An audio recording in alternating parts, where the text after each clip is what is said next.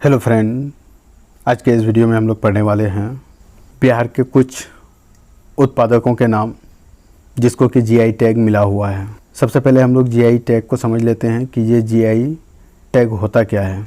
GI tag का full form होता है ज्योग्राफिकल इंडिकेटर, यानी कि भौगोलिक संकेत है। ये एक प्रमाणीकरण है जो किसी उत्पाद की उत्पत्ति को विशिष्ट को इंगित करता है जो उसके अद्वितीय भौगोलिक स्थान से उत्पन्न होता है।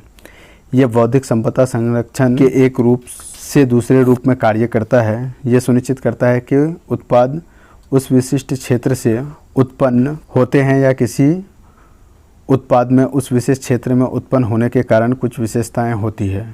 जीआई टैग कस्टमर को नकली या वैकल्पिक उत्पादकों से प्रमाणित उत्पादकों की पहचान करने और उन्हें अलग करने में मदद करता है।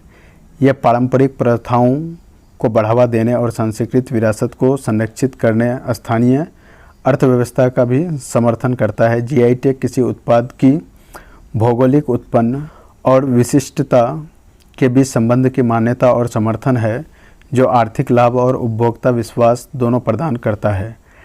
टैग 10 साल के लिए जारी किया जाता है, जिसके बाद इसे नवीनीकृत करना पड़ता है, यानी कि आपका जो जीआई टैग होता है वो सिर्फ 10 साल के लिए ही मिलता है। तो सबसे पहले हम लोग बात कर लेते हैं मिथिला मखाना, जिसको कि जीआई टैग मिला हुआ है। इसके बारे में हम लोग पूरी डिटेल्स में देख लेते हैं। ये आपका है मिथिला मखाना, जो कि पानी में पाया जाता है। आपका मिथिला मखाना जो बिहार के मिथिला क्षेत्र में उत्पन्न होता है। मखाना अपने स्वास्थ्य लाभों और पोषण मूल्य के कारण हाल ही में एक लोकप्रिय नाश्ता बन गया है। मिथिला मखाना अद्वितीय है क्योंकि यह क्षेत्र उच्च गुणवत्ता वाले मखाना के उत्पादन के लिए उपयुक्त जलवायु और भौगोलिक परिस्थितियां प्रदान करता है। इसके अलावा बिहार भारत के 80% से अधिक मखाना उत्पादन करता है, यानी कि बिहार में मखाना का उत्पादन 80% होता है और इससे राज्य के कई मखाना किसानों को काफ़ी मदद मिलती है। अब हम लोग बात कर लेते हैं दूसरे नंबर पे मधुबनी पेंटिंग के बारे में। ये पेंटिंग बहुत ज़्यादा बिहार में फेमस है। मिथिला कला विद्यालय की मधुबनी कला भारत में सबसे लोकप्रिय कला रूपों में से एक है। मधुबनी कला की उत्पत्ति बिहार और नेपाल के मिथिला क्षेत्र में हुई। मधुबनी कला भारतीय पौराणिक आकृति और समाज को चित्रित करने वाले ज्वलंत रंगों से चित्रित अपनी सुंदर 2 आयामी आकृतियों के लिए जानी जाती है। वह प्राकृतिक तत्वों से प्राप्त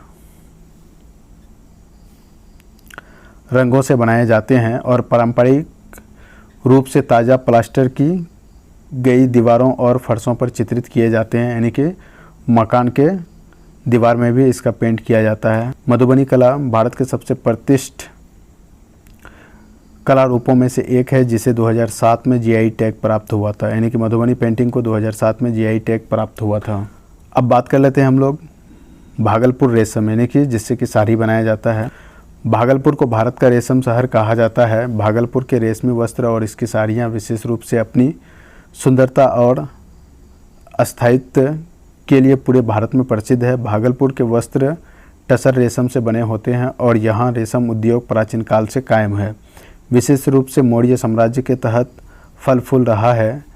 अपनी प्राचीन उत्पत्ति और बेहतर गुणवत्ता के अलावा भागलपुर का रेशम उद्योग रेशम कीटों के प्रजनन के क्रूरता मुक्त तरीकों को अपनाने के लिए माना जाता है। यही कारण है कि भागलपुर का रेशम उद्योग अद्वितीय है। इसे 2013 में जीआई टैग प्राप्त हुआ था, जिसे उद्योग के बुनकरों को उनका बकाया पाने में मदद मिली थी। इसके बाद चौथे नंबर पे हम लोग बात कर लेते हैं बिहार का सिक्की घास शिल्प, यानी कि घास द्वारा जो नई नई डिजाइनें बनाई जाती है उसी को हम लोग सिक्की घास शिल्प कहते हैं। वेटिवर या सिक्की घास अपने चिकित्सीय गुणों, शुष्क और चिर त्वचा को आराम देने के लिए दुनिया भर में प्रसिद्ध है। हालांकि बिहार राज्य में इसका अनोखा उपयोग किया जाता है। इस क्षेत्र की महिलाएं सदियों से घास को सुखाकर उसका उपयोग टोकरियां, गुड़िया और खिलौना सहित कई उपयोगी उत्पादों को बुनने के लिए करती ही रही है। ये शिल्प अपने आप में सरल और सुंदर है, लेकिन कभी कभी प्राकृतिक रंगों से पेंटिंग करके इसे और भी सुंदर बनाया जाता है। इस खूबसूरत शिल्प को 2013 के गणतंत्र दिवस की बिहार की झांकी में प्रदर्शित किया गया था। बिहार का सिक्की घास शिल्प इस क्षेत्र के सबसे सरल और अद्वितीय शिल्पों में से एक है, जिसे 2007 में जीआई टैग से सम्मानित किया गया था। 5वें नंबर पे है आपका मुजफ्फरपुर की शाही लीची, यानी कि मुजफ्फरपुर की शाही लीची बिहार में सबसे ज़्यादा उत्पादन होता है। लीचियों का उत्पादन बिहार में सबसे ज़्यादा होता है और शाही लीची को जीआई टैग भी मिला हुआ है। लीची एक फल है जो अपने मीठे सफ़ेद पारभासी गूदे के लिए जाना जाता है। भारत लीची का दूसरा सबसे बड़ा उत्पादक देश है और बिहार राज्य में लीची उगाने की परिस्थितियां आदर्श है। यही कारण है कि यह राज्य देश में लीची उत्पादन में पहले स्थान पर आता है। मुजफ्फरपुर शहर राज्य में सबसे बढ़िया लीची का उत्पादन करता है। यही कारण है कि 2016 में जीआई टैग से सम्मानित किया गया था। 6ठे नंबर पे हम लोग बात कर लेते हैं कतरनी चावल के बारे में। यह आपका कतरनी चावल का फिगर दिया हुआ है। बिहार का कतरनी चावल एक छोटे दाने वाला चावल है जो अपनी अनूठी सुगंध और स्वाद के लिए जाना जाता है और मुख्य रूप से बिहार के भागलपुर और बांका जिलों में उगाया जाता है। चावल केवल बिहार में ही उगता है क्योंकि यहाँ की मिट्टी की संरचना खेती के लिए उपयुक्त है, लेकिन हाल ही के दिनों में यह विलुप्त होने के खतरे का सामना कर रहा है। इसलिए किसानों को फसल की खेती के लिए प्रोत्साहित करने और प्रजातियों की रक्षा के लिए इसे 2023 में जीआई टैग से सम्मानित किया गया था। 7वें नंबर पे हम लोग बात कर लेते हैं जर्दालू आम के बारे में।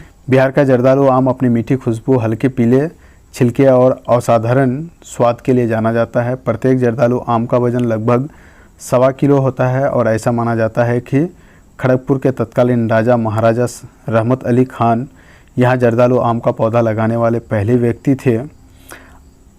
आम अपनी गुणवत्ता के लिए लंबे समय से प्रसिद्ध है और 2021 में इन्हें यूके में निर्यात किया जा रहा है। अधिकारी इन्हें अन्य देशों में निर्यात करने पर भी काम कर रहे हैं और इस साल की शुरुआत में जीआई टैग देने का कदम इसे और आसान बना देगा। आम आदमी की स्वादिष्ट किस्म दुनिया भर में अधिक लोकप्रिय है। तो दोस्तों, आज के इस वीडियो में इतना ही। अगर ये वीडियो आपको इन्फॉर्मेटिव लगा है तो इस वीडियो को लाइक और शेयर करें तथा इस चैनल में बने रहने के लिए इस चैनल को सब्सक्राइब करें। Thank you for watching this video.